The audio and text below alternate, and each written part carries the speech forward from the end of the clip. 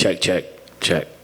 Welcome back. That last fight, I know immediately after the last fight, you know, you're pretty positive, even though it was kind of a weird ending. Were you able to keep that same feel when you went home, or was it like a little bit, I didn't quite get what I wanted there? I was bummed, you know. Oh yeah. Sorry, it's a small room. I was a little bit bummed, honestly. I was happy, mostly happy with my performance. Felt I had a great performance. Obviously, the ending is what we wanted. It's been a real tough. I've been inactive for 8 months. It's been a real the past 8 months has been real tough for me, honestly. In certain ways, it's been a real test. But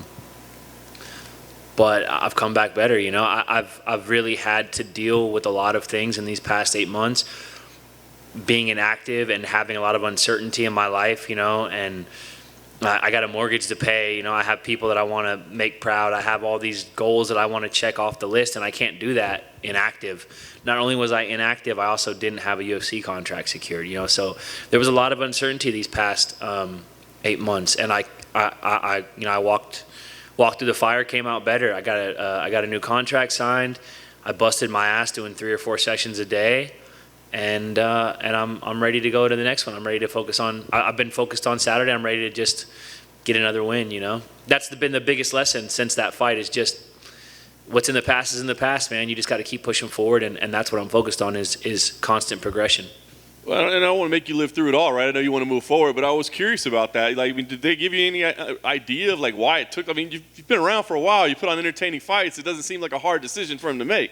I don't know, man. It's a weird thing. I've kind of grown up in this company. You know, I got here, I was 23. I was a baby still. I'm 31 now. Like, that in and of itself, as I get older, something that my coach, Danny Castillo, has kind of helped instill in me is just like the pride and longevity, you know? Like, a lot of people are here and they're gone before you realize it. This has been my whole life. This has been my job. When people ask, like, oh, what? Like, I don't have a lot of careers to list. Like, this is it. You know what I'm saying? I'm in the UFC. I've been in the UFC. So it is a little weird to me. I've been here for so long, and I've never been in a boring fight. You know, there's not a lot of people who could say that. And to me, it's a no-brainer. Like, I don't think I should have to wait 8 months between fights. But, again, man, I'm just real focused on, like, controlling the controllables. All I can control is myself, you know, and I put in so much work and I did everything to the best of my ability, and now I'm ready to go perform, and like that's all I really care about, man. I can't focus on the other shit, you know, and as long as I win fights, everything else will work itself out. I got a nice new contract that's looking pretty, and I'm excited to go get my money. So the mortgage payment's not a problem now? The mortgage payment's not a problem. And here's the thing, the mortgage payment, thankfully, because as I've gotten older, I've gotten smarter with money. The mortgage payment wasn't a problem in those 8 months, but there's definitely like a voice in the back of your head when you've gone 8 months without any income. You know, thankfully I'm prepared for that, but you don't want to go another 8 months. You'd like to see a light at the end of the tunnel, and when there isn't one, it's like how long. It's a question of character. It's like how long can you push forward when there's no finish line? Like how long are you down to sprint as hard as you can when you don't know where the finish line is? And you got to really you got to take a hard look at yourself, and you got to ask yourself some hard questions. And I got through it. I'm better for it. I know we're here to talk about fighting, but I'm curious, is that kind of the hardest part of this profession, right? Is like you get these fat checks like once or twice a year, and you got to realize like you're not going to be fighting when you're 50, you know what I mean? It's not like a normal job. Is that the hardest part, is understanding like this money looks like a lot, but it's not if you don't take care of it? Yeah, 100%, you know.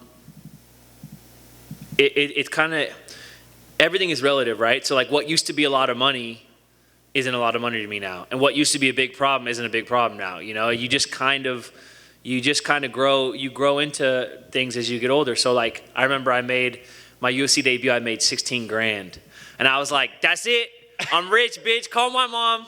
We don't have to live like this anymore. Like, I'm set. Like, I made 16 grand. I'd never seen that much money in my life. Like, I was ready. I was like, you couldn't tell me anything. And I blew through all of it.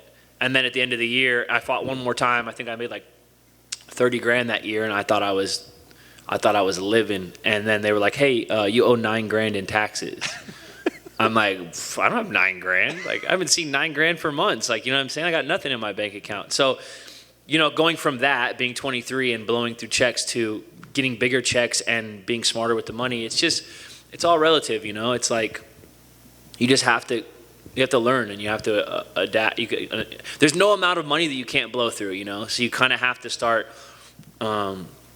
You have to be smart, and also I think it's a growth thing too. Like things don't make me as happy as they used to. Like it used to be about things. Like I got to spend money on these things that I didn't have growing up, and now it's like, I don't try to fill the void with things. There's still a void. I'm still trying to fill it, but like, don't get me. This is not self-help. Like I don't have it figured out, but I don't fill it with stupid shit anymore. I try to fill it with meaningful experiences and people I love. It's awesome, man. All right, let's talk about fighting now. So you just need a name, right? I mean, that's it. You want to fight. They give you Joe Anderson Brito. I imagine you probably don't know much about him. Here's a guy that's fighting for a second time in the UFC. Right. Is that disappointing, or do you care? I mean, he's certainly a dangerous fighter. Yeah, he's dangerous. I mean, I don't care because it's like, I don't know.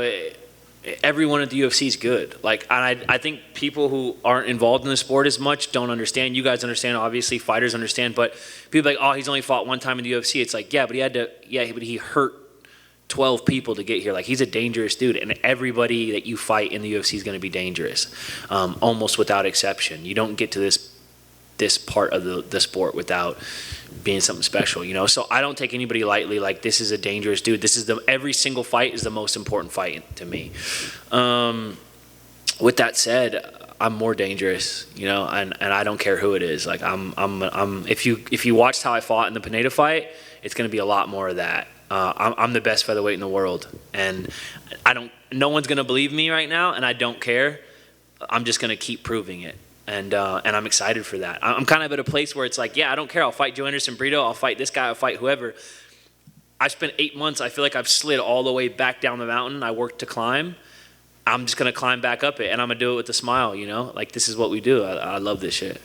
As you said, never a dull fight. Do you go out there with the mindset of, like, I'm going to be entertaining, or is it just that the way that you fight makes it entertaining? No, I think fighting is like any other art. It's to some degree it's a natural expression of who you are. You can't fake the funk. You can try, but when the lights are on and everything's on the line, like who you are shows, and that's the most terrifying and the most beautiful thing about fighting is it's real. You really get to figure out who you are, and I think that me being exciting fights is just a natural expression of kind of who I am. And I'm thankful for it, but it's not something that I like consciously make the choice to do. It's instinct, and it's just part of me. I'm thankful for it. Nice. Last thing for me, you went here. The contract secured. Everything. I mean, is the goal like to just stay as busy as possible? Is that the hope? It's just. Dude, I'll fight every month. I don't care. Like I'll fight every other week if I can. I'll stay. I sorry to interrupt you, but yeah, I will stay as busy as possible. I will lose my fucking mind if I have to go. Excuse my language. I will lose my mind if I have to go another 8 months. Like I'm trying to fight every single. If there's a card in Vegas, I'm ready to be on it. Like at this point, I only want to fight in Vegas because it's an hour. It's an hour flight from my house. There's no taxes, and the whole Apex PI and fighter hotel situation is like perfect. They have it down to a science. It's a beautiful thing what UFC's done all through COVID, and they're still kind of continuing some of those procedures with like the hotel and the shuttle and the Apex. It's perfect. Even if they do the fights at T-Mobile, like whatever, like this Vegas setup, it's perfect. The taxes is a huge. The taxes and the hour flight. Like when I was younger, I'd be like, oh yeah, let's go to Poland, let's go to Brazil, let's go. Where we fighting next? I'm like, I don't want to do that shit now. I want to fly 1 hour here, knock someone out, get paid with no taxes, and fly 1 hour home to my girlfriend and my dog and my pool, and be left alone. The older you get, the more you just want to get left alone. You just want to be left alone. That's where I'm at. Says the 31-year-old, right? Right. I mean, hey, I'm not saying I got to figure it out. I'm just saying. At this stage, I want to be left alone, and it's only moving that direction, Oh, I just meant I'm a lot older, but that's a lot of wisdom. I wasn't that smart when I was your age. I just want to ask you about that 8 months. Yeah. The more time goes by, because it probably felt like 8 years. Yeah. At that. So you started to have doubts, I'm sure, at some point. You're wondering, like, where's this going? Did you lose confidence at all? Did you lose faith at all? Did you just kind of put it on the back burner? And how did you get through that time? Yeah, so two things. So the first thing is, yeah, there are doubts that start creeping in. I could sit here and lie and say like, nah, I was calm, cool, collected. It's like, no, man, I lost sleep for sure. I'm in the bed next to my girl. She's sound asleep, and I'm staring at the ceiling like, fuck, dude, I'm 31. I've given my entire life to this thing, to be in the UFC. Like in my head, part of my identity is a UFC fighter, and now I'm here coming off a no contest with no contract and no other means of really income. I was at a point where it's like, fuck, do I have to go get a job? Like, do I have to ask my friends if there's openings at their companies and shit? It's like, there's nothing wrong with that, but it definitely hurts to go from being like, last month I was the signed fighter of the UFC chasing his dream, and now I'm a guy, and I'm a 31-year-old who's unemployed, and I have no immediate prospects, of doing what I love again, and just knowing like there's such a small window of time that you get to do this, and they're just fucking stealing it from me, and it's just, that's really, there's no other way to put it. Like, I'm just being stolen from me. Like, I'm gonna make up for it. I'm still gonna cement my legacy, but you just feel every fucking day being stolen from you, that you don't have a fight.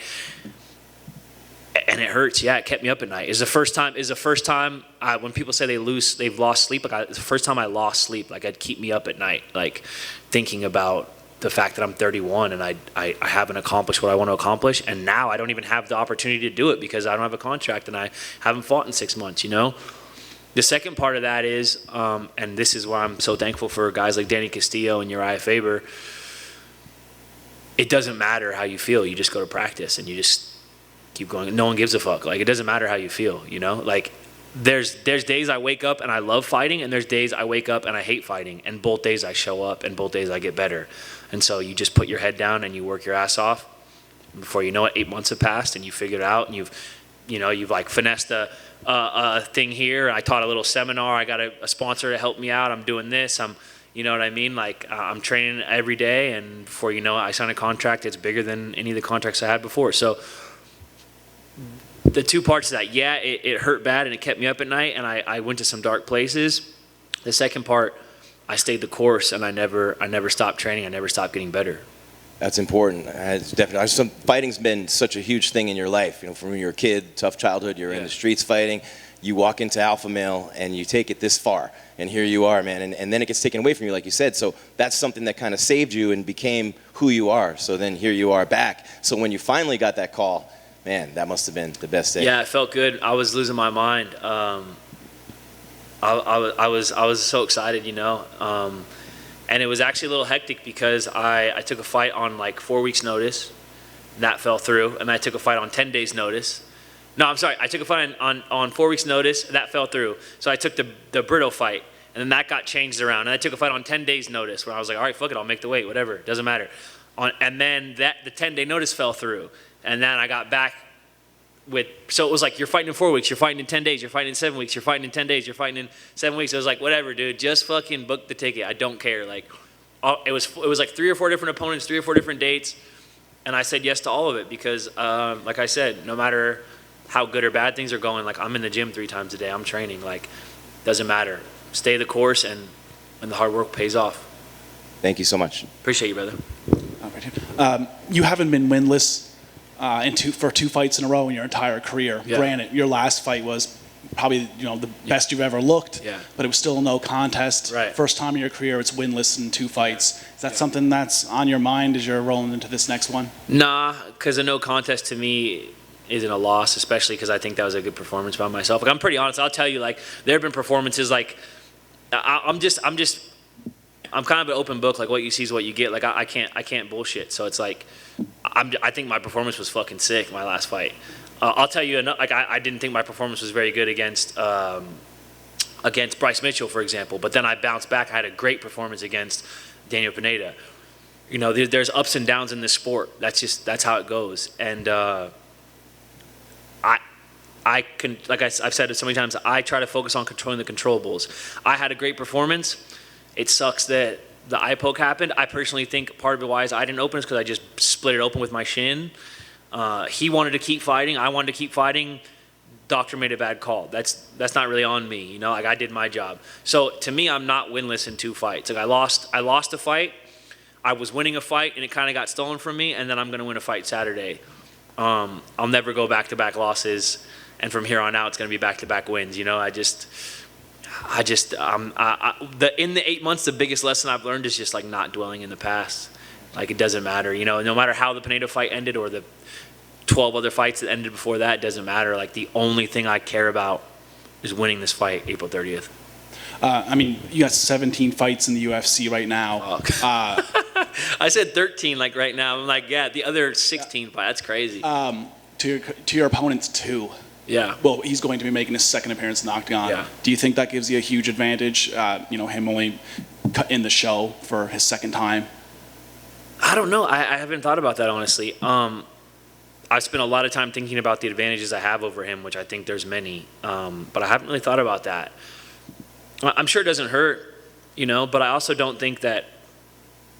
I just think a fight's a fight, kind of. It doesn't matter. Like if you make it matter that it says UFC on the cage and there's light, then maybe he'll get psyched out by that. But I'm not counting on that. Like a fight's a fight, and this dude knows how to fight. It's not like he's had 2 fights in UFC, but he's had like 12 or 13 fights outside. Like he knows how to fight. He's from Brazil. I'm sure he's been into some fights. Like you can look at him. He's not a dude who's worried about getting in a fist fight. So I'm not counting on that. I'm counting on all my other advantages to beat him. Thank you.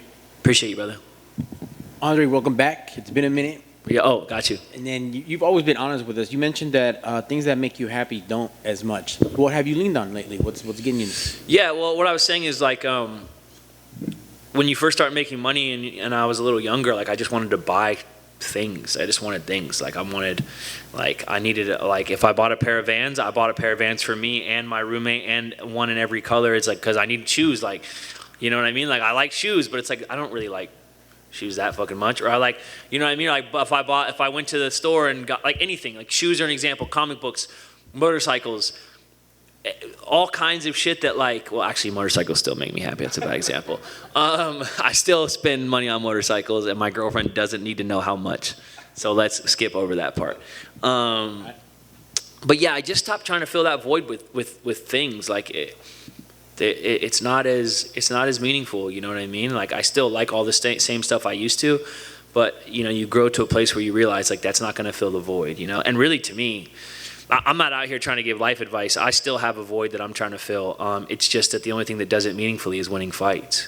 And so I've committed my entire being to winning this fight and helping the young guys on the team win fights and trying to just set an example and do these things that actually, like if I'm gonna struggle with trying to fill this void and this emptiness that I feel pretty regularly, I'm gonna fill it with things that I know are positive and create a positive impact for other people. That's excellent, man. Respect. And I think it was Nick Diaz who said you have to love this so much you hate it. And you're surrounded by great coaches, legends, former champs. It doesn't matter how you feel, they were saying. Yeah. How do you get up? What's your motivation besides that win and to help out and elevate them? Yeah, no, Nick's a legend. So is Nate, both of those dudes. And Nick hit it on the head. You got to love it so much you hate it. And some days, like I said, some days I wake up and I hate this shit. And some days I wake up and I'm in love with it. Like I don't just love it, like I'm in love with it. But both days I show up and both days I get better. And so it doesn't matter. Like when you feel these, and this isn't for fighting, this is just something I think anybody could take for any career. When you are in love with something, you got to commit 100% and give every piece of yourself to it. That way you can build these habits, right? Like, so you're obsessed with something, right? But that's not going to last forever. And sometimes you don't control that obsessive motivation. So when you're obsessed and in love with something, do it every day and put those practices into place so that in 6 months when you're maybe not as motivated, you still have those procedures in place. You have the discipline to show up every day. It's like you can't just rely on motivation. It has to be, at some point, it has to be discipline. And when the passion hits, you got to run with it. But when it's not there, you rely on the discipline. And I've been doing this shit since I was 19, and so it's nothing. It doesn't matter. When I wake up in the morning, whether I love it or hate it, I'm going to practice at 9:30. Like, it doesn't matter. That's awesome, man. Those are great habits to have. And lastly, for me, let's circle back to your opponent. You had a couple of advantages on him. You mentioned. Can you elaborate on that? Yeah, length, physical frame, experience, fight IQ, cage generalship. I think I'm a better grappler, and I don't think people think of me as a grappler at all, which is cool. I hope they continue to not think of me as a grappler, but I can grapple my ass off, and I can wrestle my ass off, and I'm comfortable everywhere the fight goes. So I actually think I'm a better striker and a better grappler. And he is a pretty explosive, like tough bulldog dude, but I actually think I'm also a better athlete as far as my gas tank and my explosivity. I really, man, I don't want this to sound pretentious, but I really don't see a part of the fight where I don't have an advantage.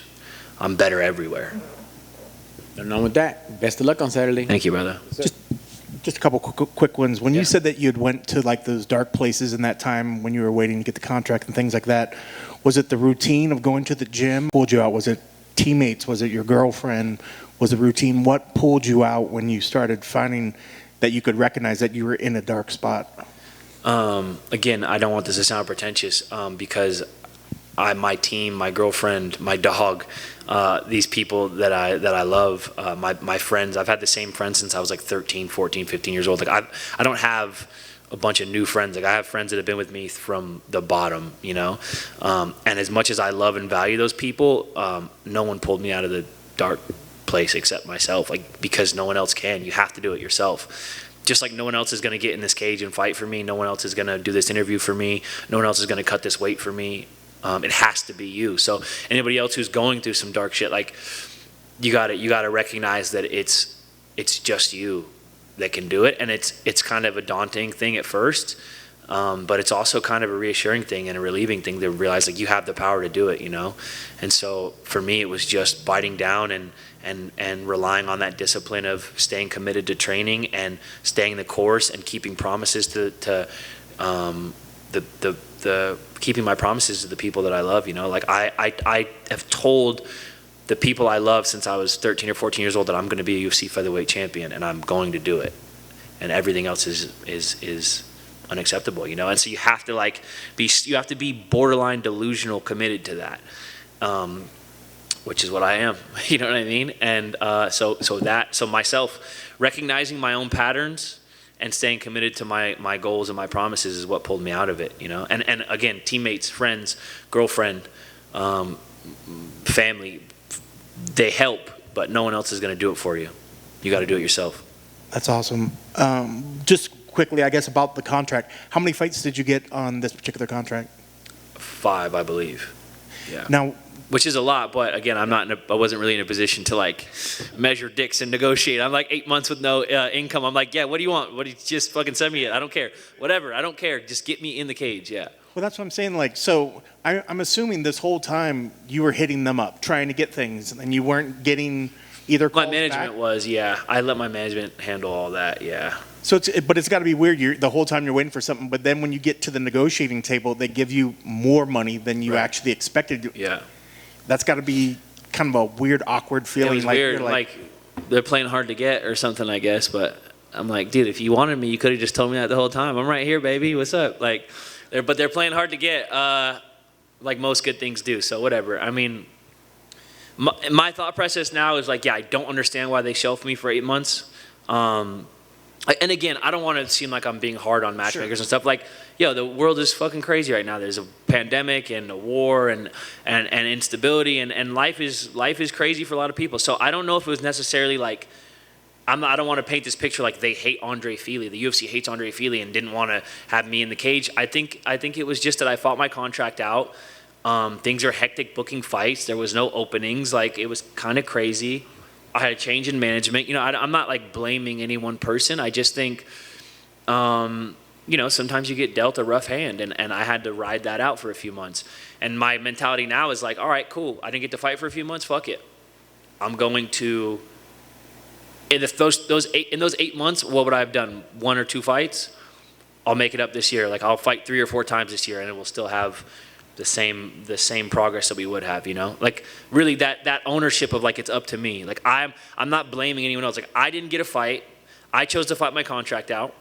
I didn't get a fight, and I'm gonna make up for it. It's like it's just complete acceptance and ownership.